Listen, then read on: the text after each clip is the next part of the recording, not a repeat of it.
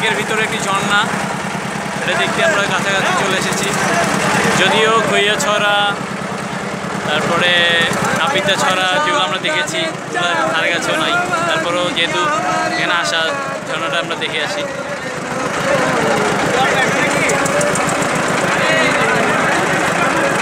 আজকে 21শে ফেব্রুয়ারি হওয়াতে অনেক মানুষ, এখানে অনেক মানুষের সমাগম।